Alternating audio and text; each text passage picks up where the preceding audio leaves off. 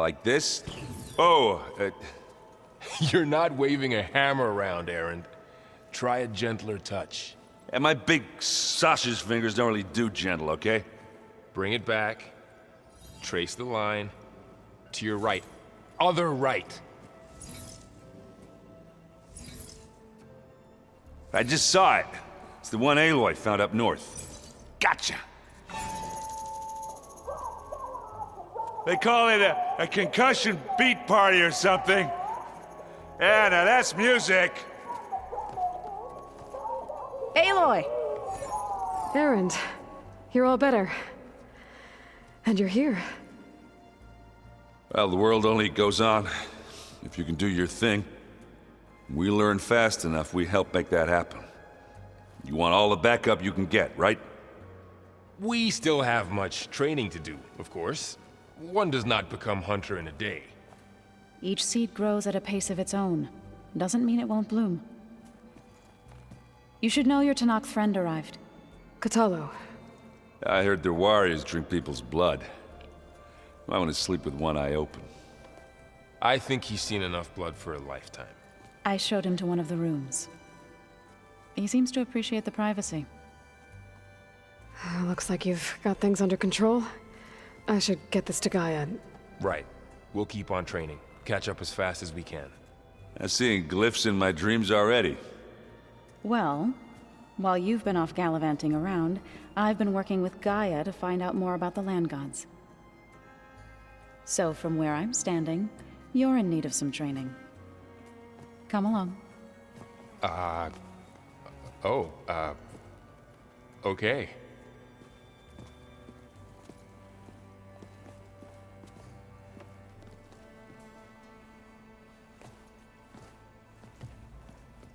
I wouldn't have taught you the song if I didn't like the way you sing it.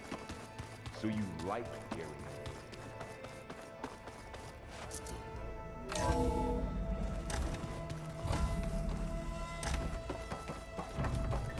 Welcome back, Aloy.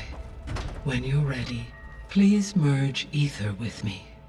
Afterwards, I must discuss an important matter with you.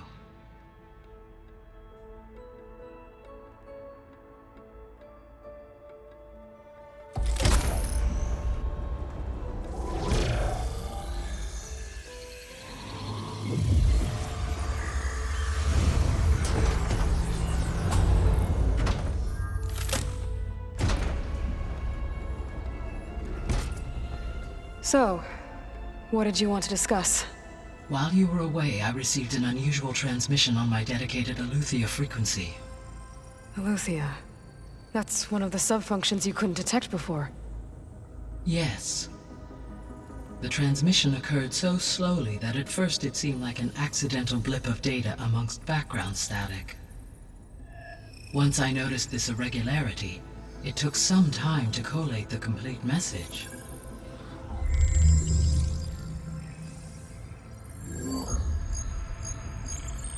Coordinates. Where does it lead? To a mountain to the northwest of this facility. A word of caution, Aloy.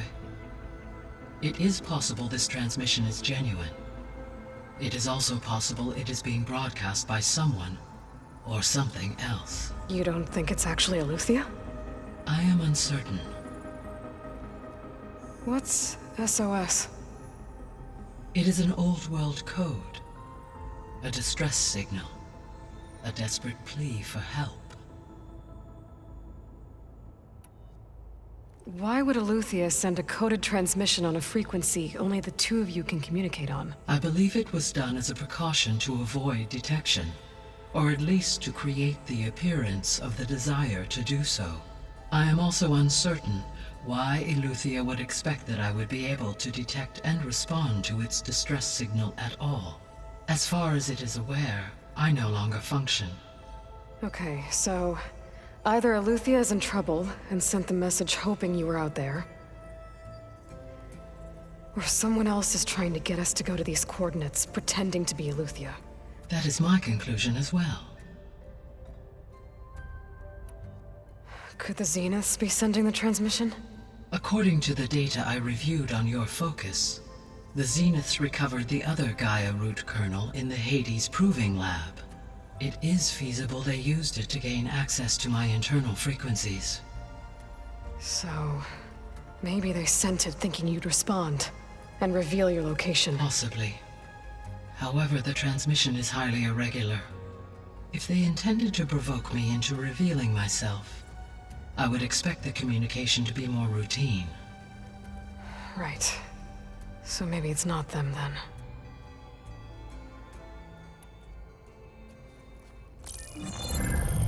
You said the coordinates lead to a mountain to the northwest. What's there? I have no record of anything of note in that vicinity. Okay, and what about the other number in the message? 237. Any idea what that means? I have queried my available databases, but it does not appear to have any significance. Perhaps its meaning can only be understood at the indicated coordinates.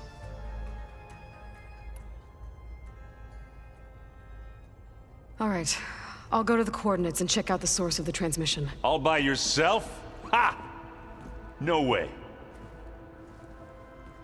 I included Erend and Varl in this briefing via their focuses.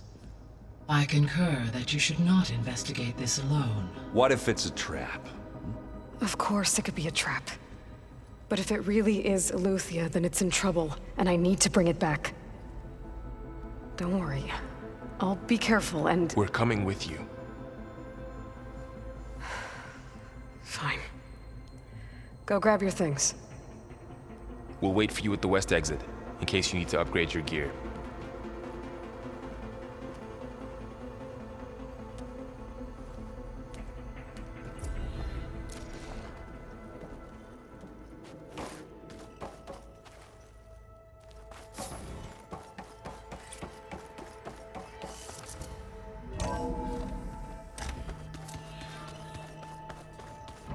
Aloy, I was able to unlock another room in the main living area.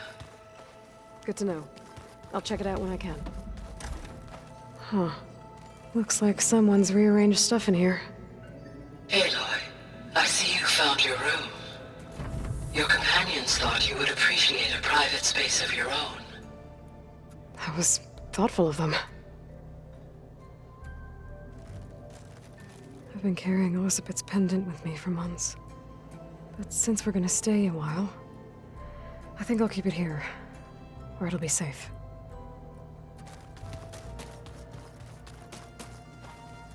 My old spear. Rust helped me make it. When I finished my training. Feels like so long ago now.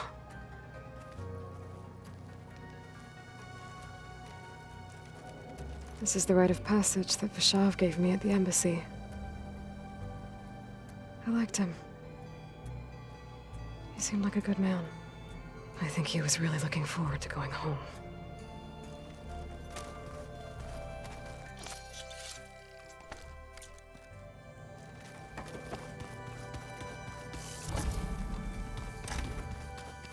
No good. Door's locked until Gaia can restore access. Gaia? What was this room for? This was intended to be a recreational room for Control Center operatives. Unfortunately, the entertainment modules were lost with the Apollo database. Oh, that's too bad.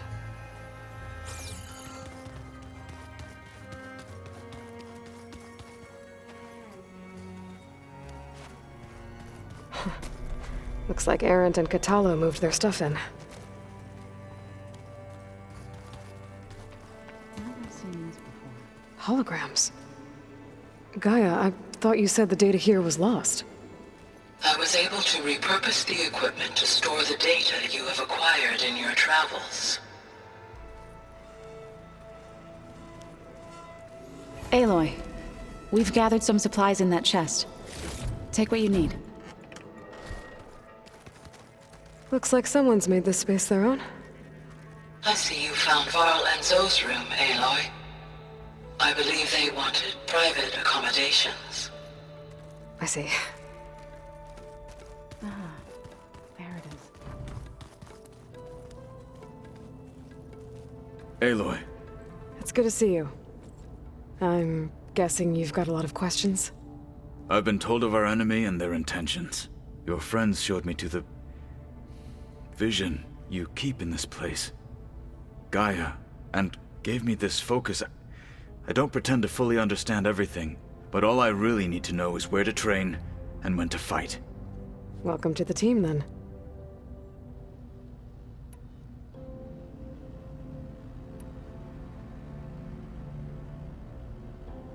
You said the Bulwark was your home a long time ago. That you were part of the Sky Clan. Yes. That's all you're gonna tell me? Fine. As you wish. My parents were killed in a clan skirmish, so I was raised by my squad. As I grew older, I came to be known as an accomplished fighter. Tekote took a special interest in me. I fought by his side against the Karja, and led my squad on a dangerous climb into the Daunt. It was I who opened the gates at Barren Light, from the east side, allowing the Tenakth to raise it. That must have gotten you some attention. Indeed. I was welcomed home as a hero, and I was content. Then why'd you leave? I became a marshal. Why did you leave the Sky Clan to become a marshal? I was sent to the Kulrut by Tekote. Back then, I would have obeyed his every order. I believed in him, like one would a father. I was too blind to see the fear in his eyes. Fear of a rising young warrior challenging his command of the clan. I returned a hero from the battle at Barren Light. But to him, I was only a threat. Never occurred to him that I had no interest in rising above my station. Why did Tekote think you wouldn't be a threat to him if he sent you to the Kulrut? Tekote knew that if I survived the Kulrut, I'd be forced to forsake the clan to serve the Tenakth as a whole. I'd never be allowed to challenge his command, even if I wanted to. After our victory at Barren Light, Tekote spoke to our people, said it would be selfish to rob Hekarro and the marshals of a warrior like myself. Even though he knew perfectly well I had no intention of ever leaving. It was exile, guised as an honor. One he knew I couldn't refuse. So I became a marshal, and never looked back. I'm sorry you had to go through that. I am not. Though it pained me at the time, a marshal is what I was destined to be.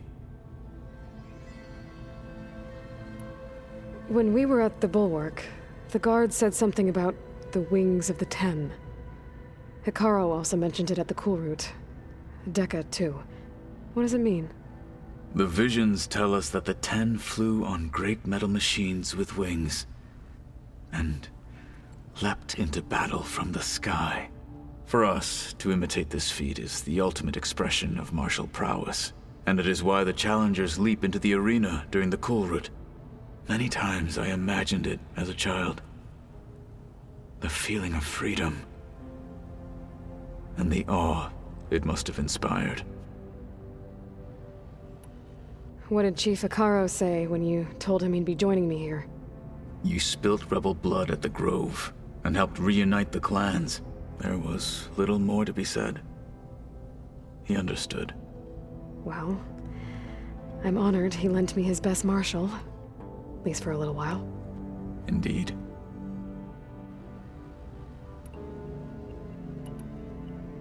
What are you looking at over there? The others have been helping me decipher the symbols the Focus shows me. So, I thought I'd try to understand the weapon you intend to use against the enemy. This Hephaestus, it will be able to make machines? That answer to Gaia? Yes, How many? as many as we need. Such power. Has the world ever seen the like? Now that you know who the enemy is, do you have any questions? I'll admit, I find them hard to grasp. From the heavens. And invulnerable. For now. I will leave the strategy to you. I trust you will point my blade where it will cut the deepest. What do you think of our squad? They seem eager to fight. Though I admit it is strange to see an Utaru in the ranks. Farmers don't make for effective soldiers. She seemed pretty effective when she took out the machines that were guarding this base. Interesting. Perhaps I am mistaken. I should go. Feel free to check in on Hikaru and your people. Door's always open here. I will. I overheard that Varl and Erend are to accompany you on a mission. Do you require my assistance? I'd rather have you and Zoe guard the base while we're away. It shall be done. May the Ten walk with you.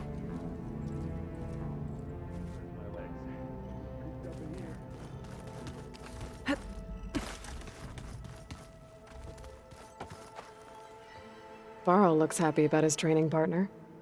Learning is best done together. Have you gone back to Plainsong at all? I thought about it, but I wouldn't know what to tell them. The chorus already thinks me a thorn in the thicket. If they knew what we did to Fa, even if they understood, there'd be little they could grasp about all this. No. For now, I must leave the tribe behind.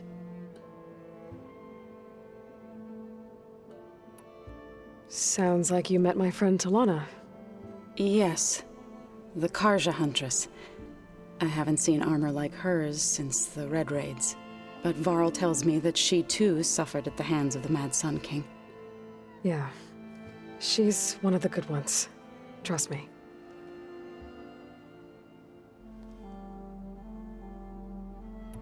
You've spoken with Kotallo? A few words. Tenakth don't have much use for us outsiders. You must have made quite the impression for him to offer his fealty.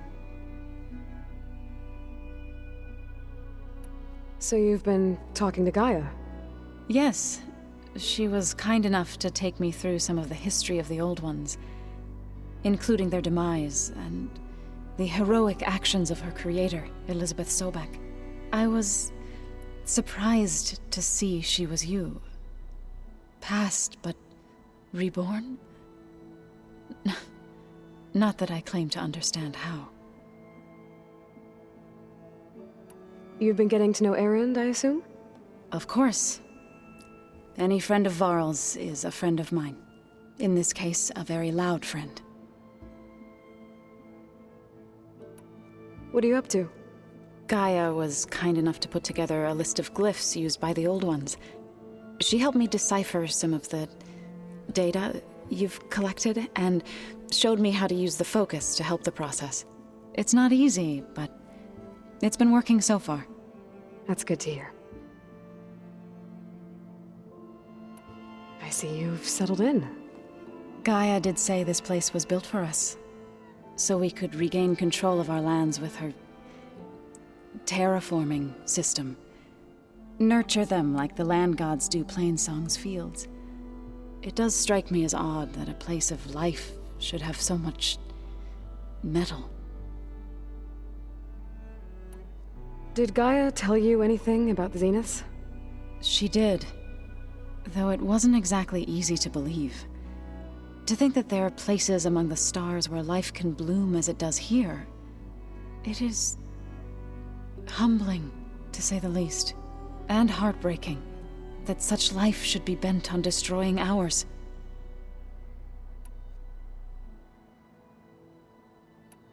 So, how does a tribe like the Utaru manage to maintain the peace with warriors like the Tenakth? By holding them off. When our fields bloomed aplenty, the Tenakth looked upon our lands with envy. But Plainsong's dishes provided sanctuary and high ground to keep invaders at bay. In the end, even the Tenakth saw sense in a truce. The Utaru promised to provide the Tenakth with food from our crops every year. In exchange, the Tenakth would relinquish one of their own, a veteran, to train the Utaru in combat. This custom was abandoned a few years after the derangement, but some veterans still remain in the plains. I believe I've met them already.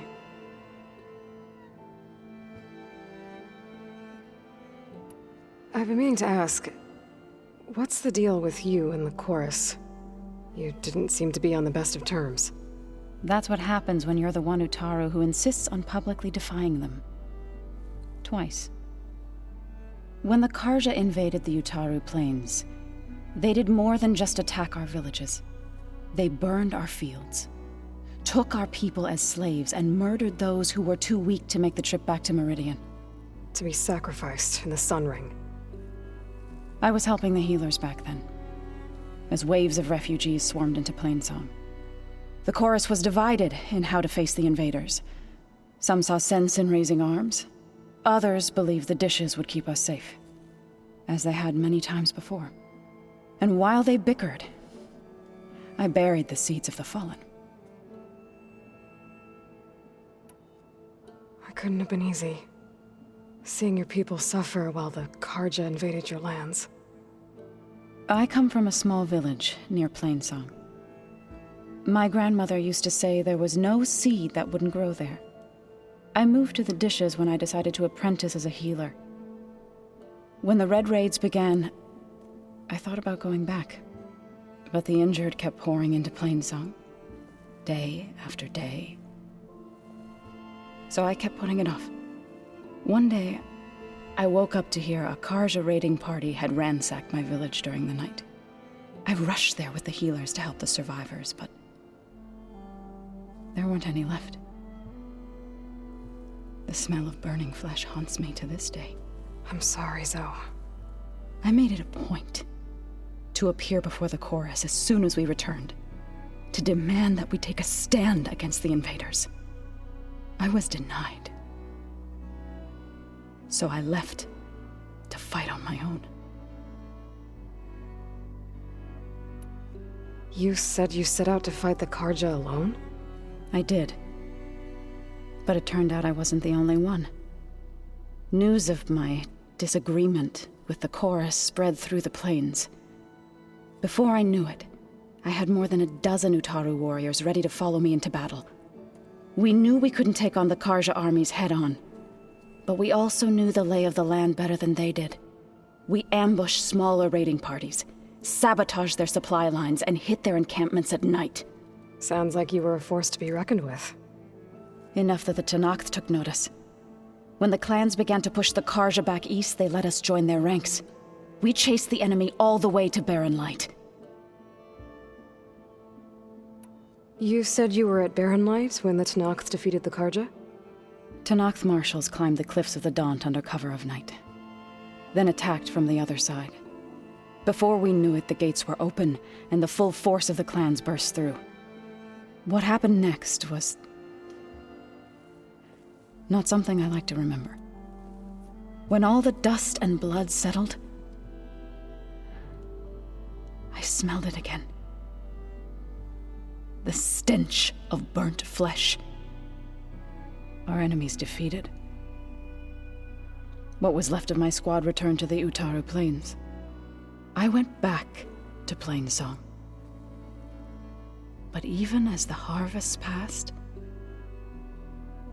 it didn't feel like I'd truly returned at all. Is that when you became a grave singer? I thought soothing the suffering of others would somehow appease my own. Then you came along and gave me a choice. I could either sing at people's graves or fight for a chance to keep them alive. I'm glad you chose the latter.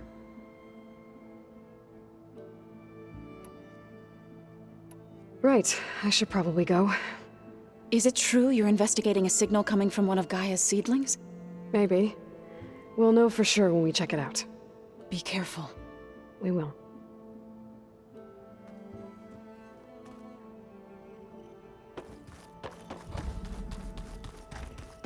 It's gonna be a trek to get to the location that Gaia marked.